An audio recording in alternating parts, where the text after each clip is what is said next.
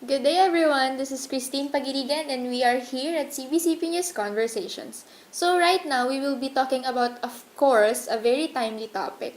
We all know how our nation needs healing right now because of the war on drugs, rehabilitation on Yolanda na hanggang ngayon di pa tapos, rehabilitation on Marawi and every other typhoon na dumaan. So, we need to talk about this. We are gonna be focusing on trauma and how to deal with it. And to help us further on this topic would be Mr. LeodeuxFils Dela Cruz. He is a member of the Mission Core Group of Couples for Christ. He is also the director of St. John of the Cross Center for Psychological Intervention and Traumatic Stress Management. It's in Antipolo. So kung malapit kayo dyan, alam niyo na kung saan kayo pupunta. And he will be talking further about this book and kung paano pa natin kakailanganin ang psychotherapy and other models and techniques. So, let's dive in later on. Pero now, let's get to know more about our guest. So, sir, ano pa po ba yung iba niyong pinagkakaabalahan, Sir Leo? Okay. Alam ko pong busy-busy kayo eh. Yeah, pag walang pasyente, it's my free time. So, I take care of my grandchildren. Yes. I have 2 grandchildren, 1 boy and 1 girl. Yes. Family time na po I ito. am also active sa Couples for Christ, sa Servants of the Lord, sa Order of St. Michael, the Uniform Ministry. So, you do Couples for missions Christ. po for Yeah, the church tsaka talaga. yung Project Reform, tsaka coordinator ako ng Servants of the Lord in East B sector Yes. sa Manila. You've mentioned din po sa Order of St. Michael. Yeah. Ang dami niyo po talagang Ang ginagawa. dami ginagawa. And you had the time to write a book. Yeah. It's Emotional First Aid, Psycho-Spiritual Model. So what's this book about po, sir? Actually, this is a protocol on how to do emotional first aid to people who are going through emotional crisis.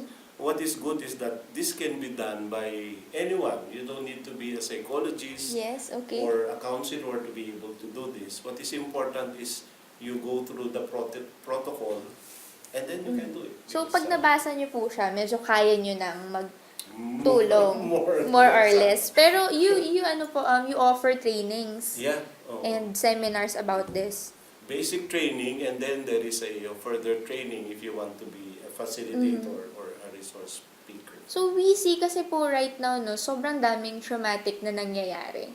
And as you mentioned po in one of your talks siguro or in this book na rin, trauma is a deadly thing kasi it happens pa nung bata ka tapos eventually malalaman mo a few years later ang laki pa rin ng impact niya. Yeah. So one of the model that you use in your psychotherapy is psychospiritual. Psychospiritual. So what Yeah, is it about Well, psychospiritual? this is the integration of what we already know about psychology, and then we need to integrate this with spirituality, because at the end, you should be able to assist the person in his journey to deepen his relationship. With Christ. God. Yes, with God. So, So, malaking factor po ba ang community sa mga ganito? of course, in fact, it is an essential integrated component of healing, that there must be a social support. Siyempre, pag The most- nag-heal ka, no? The most basic, of course, we know is the family. Yes, But of if you course. have a secondary support group, like a church group Yes. or a religious organization, something that will Mhm. help you Cope up, recover yes, cope on a daily basis. So, ngayon po ba na meron tayong war on drugs and eventually parang there's this sad reality na desensitized na tayo. Yeah. How important would it be for people to know yung impact ng nakakita ka ng extrajudicial killings sa harap mo, nakaka-witness ka ng Yeah, of course. killings here, killings there? This is psychological trauma, especially if you're not the one involved. You just see it. But then again, the impact will be the same as a person who had gone through it or a survivor. So, in terms of symptoms, it can be immediate or it could be a lot later, like 15 or even 25 years later. Nagtago yung yung And effect. you will not be able to recognize what are the symptoms or signs of this unless you have gone through a workshop where your awareness had been leveled up. So, since napag-usapan na rin naman po natin yung awareness, do you have some key questions or parang basic na pwede naming balik-balikan to ask ourselves if we need counseling right at this moment. Parang questions we need to ask ourselves. Yeah, the most common impact of trauma is that it destabilizes your internal frameworks. Like, it disturbs the way you think. Normally, you think calm and later on you become agitated or Pag di mapakali yung isip, hindi ganun. mapakali, lack of concentration, you Okay. begin to do things that you never did before or vice versa. Okay. You need to be, you used to be verbal and suddenly you don't want to talk to other people. It disturbs your diet, your Okay. daily routine. Apektado talaga lahat. Apektado Yes. yung immune system mo or you can get sick. It affects your sexuality. It affects your even belief in the government, the system, or even belief in God. Okay. So, parang lahat yata po ng Lahat. tao. Yeah. May kanya-kanya tayong levels of no trauma in our Yeah, lives. in fact, if you analyze it, there is nothing new regarding trauma because this is naturally occurring. And so is resiliency. It is also Resilience. naturally occurring. So, somehow nag-a-adapt yung Yeah. system natin kung paano natin ma-overcome yung mga trauma na yun. Most people, the default behavior is that, it affects them negatively. Very, very few people experience what we call in psychology post-traumatic growth. Growth. Without Big word. without any support, they just grow because of the trauma that they have gone through. Okay. Ilan lang ang So, parang nakakagawa opportunity, nun. ginawa niya opportunity Ilan yung lang trauma. nakakagawa nun. Normally is that it affects your Relationships, relationships, as I have mentioned earlier. Yung work mo, yung in It affects everything. your Yes. concentration, your attitude, your temper. So, we've talked na po na we have different levels of trauma in our lives. And there are certain levels na talagang kailangan na pala talaga ng counseling kasi hindi nila kayang i-overcome na parang nagkakaroon na sila ng kanya-kanya nilang ginagawa na hindi maganda for the society.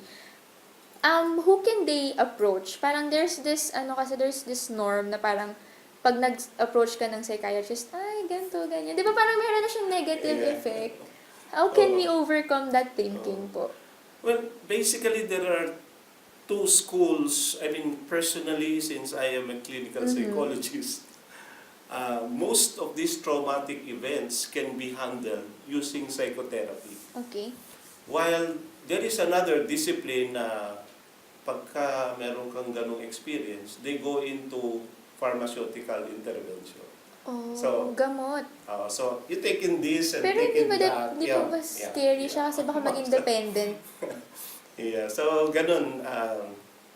I will not go into that Yes, of because course. that's not what I do. I always handle, for example, if there is depression, I handle what causes the depression and then deal with it from the psychological perspective. Whereas a psychiatrist will simply identify the symptom, meron kang anxiety, o so ito ang It's anti-anxiety impossible, drugs. yes. You cannot sleep. Here is a sleeping Yes. pill. So if it is psychotherapy, if you cannot sleep, I will dig into it. Bakit? Why is it that Yes. you are unable to sleep? Pero it's different po eh. You know why and then how you deal with the why. Yeah. Paano po, meron pa po kayong mga techniques on how to deal with those why? Nabanggit Yes. mo yun. I'm using a new technique. So it was discovered in early or late 1970s to it developed in late 1980s. This is EMDR or eye movement desensitization and reprocessing. Okay. Desensitization. Yeah, it's like crossing a mountain on foot and suddenly you access a helicopter. You can cross the mountain in few minutes. Shortcut ba ito? Parang fast track. Kasi Okay. this is dependent on the integration between the left brain and the right brain. Not in a very intrusive way, but it is naturally occurring. But simply guiding the movement of your the eyes. eyes to That's stimulate interesting. the functioning of the left side and the right side of the brain. How In does fact, that work po? Meron pa. Na-curious ako, parang how do you use your eyes to heal yeah, and then eventually these are open? natural tendencies or natural mechanisms of the brain. It has the capacity to heal itself. Like 2 weeks ago, nakipaglibing ako doon sa uncle ko na namatay. Mhm. So, right there and then, I had 2 cousins. So, nalaman Condolences po. nila. Sabi nila, 8 years na akong umiinom ng anti-anxiety drug. Sabi ko, gano'n. Is it better, worse, or the same? Sabi niya, after 8 years, ma'am, the same. Parang ganun you know? pa rin po eh, naging dependent na sa drugs. And then I did 2-hour sessions with Okay. each one of them. Ang Tapos, libre po ba yan? Kasi kapamilya. Perks ha? tapos sabi niya, wow, parang kakakainom ko lang ng gamot. Yung ganun. Very Feeling niya, refreshing. sabi kong ganun. So, I explained the mechanism. Go into the deeper roots of the experiences. Why is it that you are experiencing this depression? Why is there anxiety? Where are these phobias coming from or whatever? Instead of handling them with chemicals. So, somehow, nagtuloy-tuloy po ba sila ng pag-counsel sa inyo or pagtanong? Kasi, eventually, healing, pag nag-start siya, it's a process po, di ba? So, meron talaga siyang follow-up. Usually, first meeting, I look at the overview of the situation. And then we do the EMDR. And then I teach them how to do it themselves. Okay. And if you actually do the instruction, Na nandito You po can- sa libro na to. no, hindi yan Hindi kasi dito. ang gagaling. First aid First lang aid to. lang. So, deeper na pala So, to.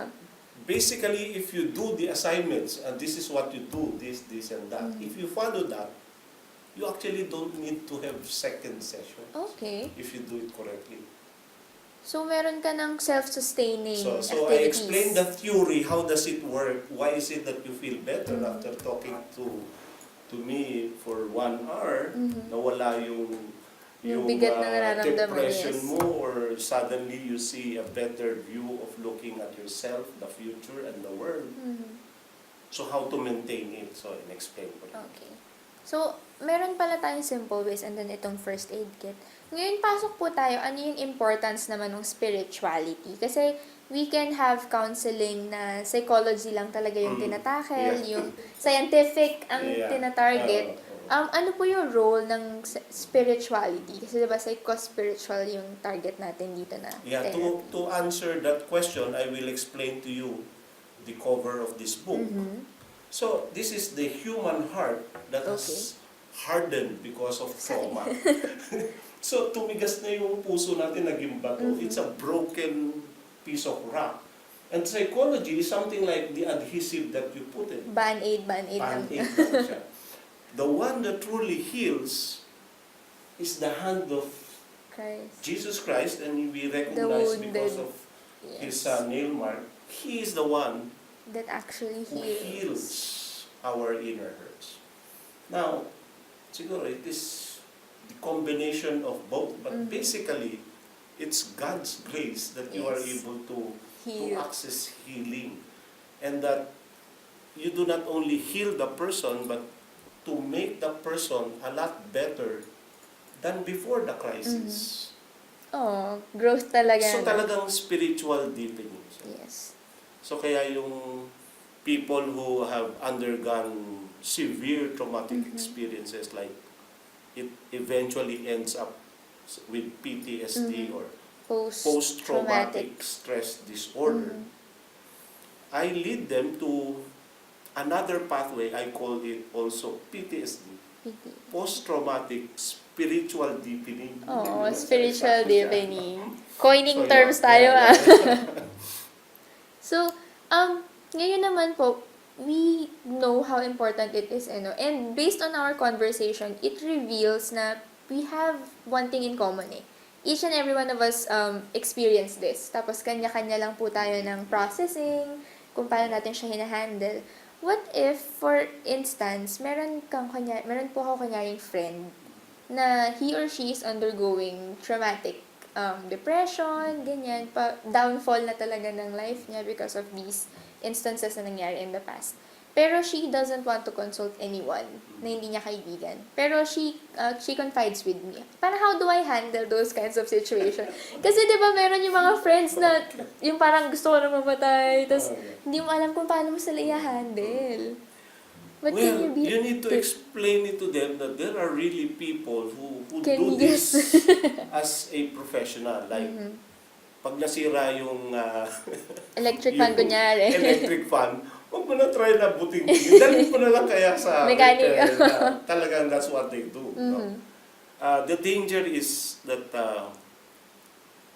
you might make the situation worse because you're not really qualified. No, in fact, there is a licensing for this. No, for people to do this, there should be they should be qualified. No? Pero if you follow the emotional first aid kit, Meron na tayong parang ano lang second. siya, it's like you're doing something na at least that's not harmful. Yes. It's Meron like, ng basis na it's there is a effective. flow that it ends up usually always good. Wala pa akong na-encounter na Lumala. lumala. Kasi because of nangyayari that. po yan, di ba, na parang there are friends na nag-open up sa isa pang tao. And then eventually, yung parang judgment ng taong nakarinig, nakapagpalala pa. Pero does it help na parang pag ganun yung nangyari, makinig ka na lang? Yeah. How does listening help po? Basically, this is listening, but not only listening, but you give direction to the conversation. Kaya sabi ko dito sa introduction sa page 7, there are many people who go into this. They suddenly find ourselves listening to someone who is sharing an emotional burden or crisis, and we just do not know what to do, even if we want to help. Yes, that happens. So you attend one session and Somehow, magkakaroon ka ng guidelines. meron kang tool that can be of help. Where is this available po pala first? This book is available sa Ablaze, sa Couples for Christ Center, sa 20th Avenue in Cubao. And then I require this if I give workshop seminars to all the participants so that they can have a reference. So if people are interested, contact. I conduct workshops. It could be church-based, school, o kaya PTA yan, or And hindi mo kailangan maging NGO, psychology student talaga, no? pwedeng mga senior citizens yan, o kaya... Gusto ko senior citizens yeah. Maganda rin siyang parang talent na maitago in a way. Kasi in our life, no, so many people, we will encounter so many people that needs healing. So, towards the end na lang din po, can you share with us one or two instances or parang client you had na parang how he or she coped up through this psychotherapy or your technique EMDR? Parang paano yung naging healing process ng taong to? Kumbaga testimony na we can overcome this trauma. Actually, meron kang sinusulat na isa pang libro. The title is Emotional Surgery. Emotional I surgery. really like the title, no? Emotional Surgery. It's like really delivering a specific healing to certain injury. Emotional surgery is a compilation of many cases that I have come across. Tapos I selected yung magaganda and then I put it there. In fact, I am also inviting those who attended my workshops to submit to me their cases. Sabi ko, tingnan ko, if it's good, I'll include that in my book. So, of course, may sarili silang byline for that. Ang dami. Like, I have a patient, a victim of sexual abuse. Siguro, this is a very... Sadly, it's common. It is almost a general issue. No? You had been sexually molested when you were still a child, and then later on, you become obsessed with sexuality, and then you become you experience lots and lots of sexual partners, several pregnancies plus abortion plus Damaging talaga yan sa talagang morality ng talagang isang the tao. person wants to kill himself or herself, like talagang Escaping na talaga escaping life na yung talaga, naiisip. like, Yes. something. And then she had been into psychiatric drugs for 12 years, things like that. Imagine that long, no? Grabe yung Yeah, pinagdaanan. patient ko siya 2 years ago, pero later on, bumalik siya ulit. Mhm. Sabi ko, ano ito gagawin natin? How did she cope up? Actually, coping up is something that can be learned. Mhm. So, it is like going through the EMDR. EMDR is like rewiring the brain. You connect this and Pinapalitan that. mo yung mga circuits Kasi yung mga pag-ayos. yung traumatic events, this is a learned behavior, no? So you need to unlearn it, and there are exercises for this, Unlearning. for self-management. First, I do it, and then I give instructions that you are going to repeat this every day, several times a day. And one component is, of course, prayer. Yes, of course. Me time with the Lord, no? It helps a lot kasi Yeah. na you listen Yeah. to the affirmation. At the end of the God. protocol, there is what I entitled the closure. The closure. Closure is something that you need to go through so that you experience putting an end to this traumatic Episode past. yes. To this traumatic past. So at the beginning of the session, we come up with a list of traumatic events. Everything that he or she can remember. Yung mga List naka-affect. yan, list of several titles. It could be 8 or 20, or what. And then eventually, you put a And closure then to the those. closure is declaring it to yourself that You are done. this is past. And this is something that I can no longer do anything about.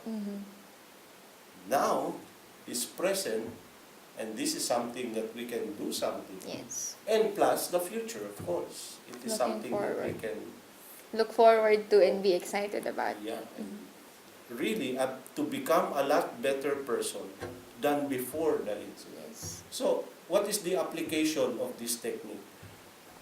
This could be applicable to soldiers who have experienced Yes. trauma in the battlefield, seeing dead comrades, or Killing people themselves. yeah, of course, no, killing people themselves, killing or seeing dead children or innocent Yes. victims, or seeing your commanding officer or your comrade in several pieces because of bomb blast, things like that.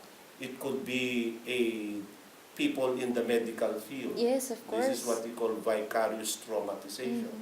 People who experience Tragedies. the cumulative impact of doing your work.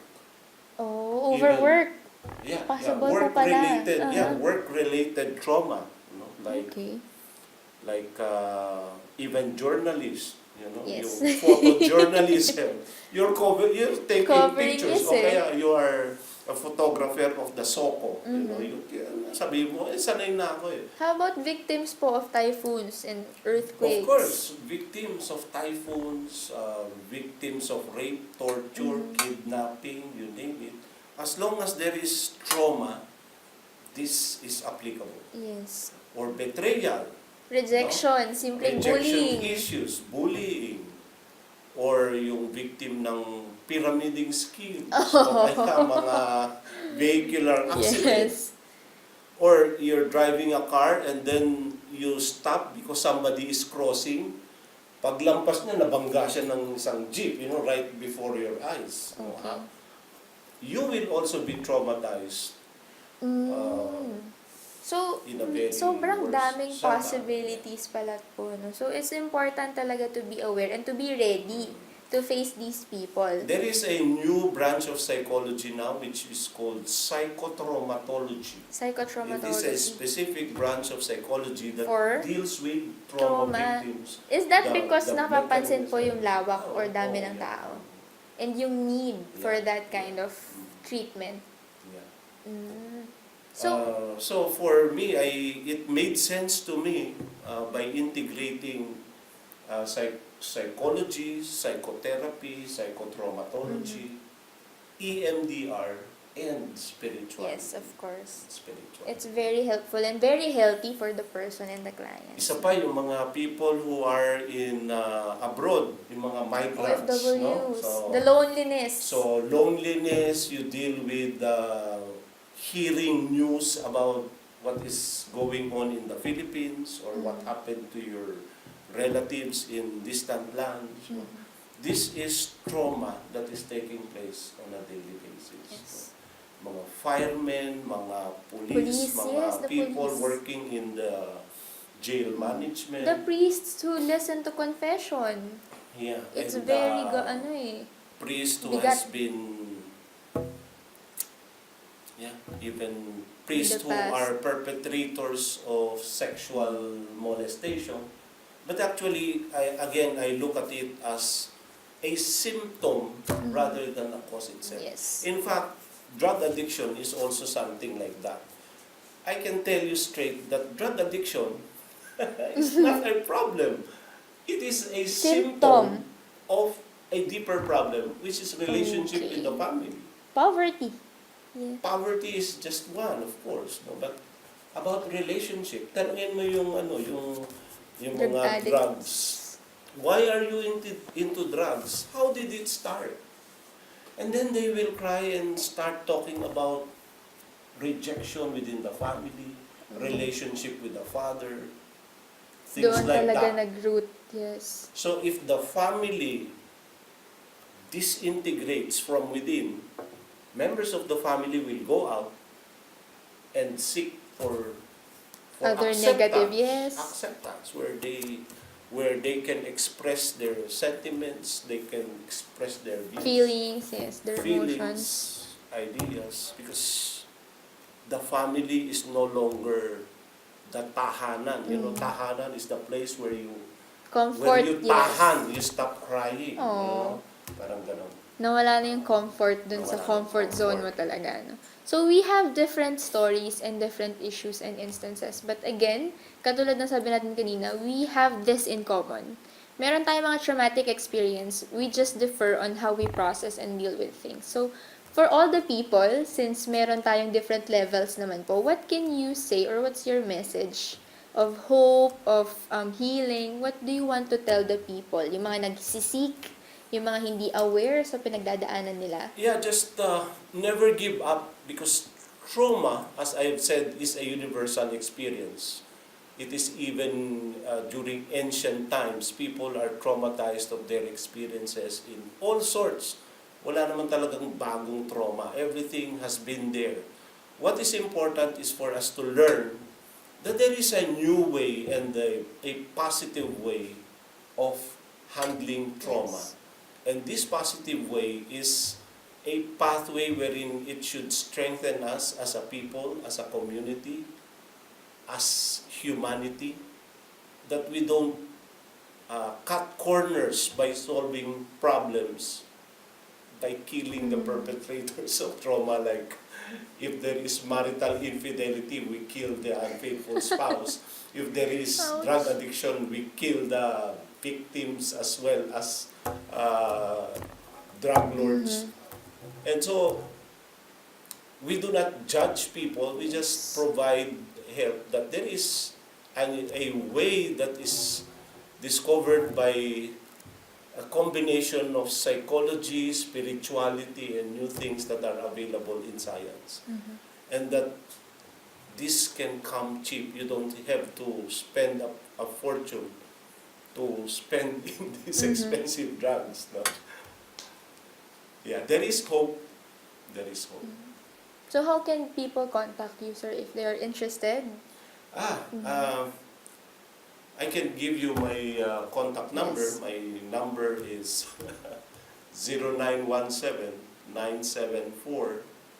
0917-974-5992. Or So, email? Or email. My email is leo2fmd @gmail.com. Mhm. So, Yes. Okay, thank you, sir, for that. So, you now know who to call kung naliligaw kayo ng landas or naguguluhan kayo in life as of mahanap now. naman yung pangalan ko sa internet. Mhm. Pag tinype mo doon yung LeodeuxFils LeodeuxFils Dela Dela Cruz. Cruz. Yes, and for the people na gusto namang tumulong sa mga kapwa nilang nag-heal, emotional first aid kit, psychospiritual model is available. You can always grab your copy and talk to Sir Leo if you want to further enhance your capabilities to help heal people. So, again, the nation needs healing. Everyone needs healing. It's one thing na hindi na natin may pagkakaila. And ang maganda kasi sa napag-usapan po natin right now is the one person, Jesus Christ, na hindi talaga mawawala. Na lagi talagang nandyan to help us through everything that we've been going through, we're gonna go through. So for all the people, for all the viewers, thank you so much for watching. And again, ulitin ko, i-quote ko si Sir Dio, never give up. Never give up on life. So we are here to help. Comments, message, kahit ano po, we are very much welcoming all your feedback, ganyan, your stories. Tapos for our Muslim brothers or sisters, pag hindi sila comfortable kay Jesus Christ, nandiyan naman si Mama Mary. Alam ko naman si Mama Mary is also very well accepted Yes. in the Muslim. Islamic world. Oh, okay. So, very flexible and adaptable Yeah. naman. No one is gonna be left behind. So, thank you so much for this very awesome episode, Sir Leo. We hope to see you You're again. welcome. Yes. We hope to see you in some of your seminars and workshops po. So, guys, thank you for watching and we hope to see you again on our next episodes. This has been Christine Pagirigan for CBCP News Conversations.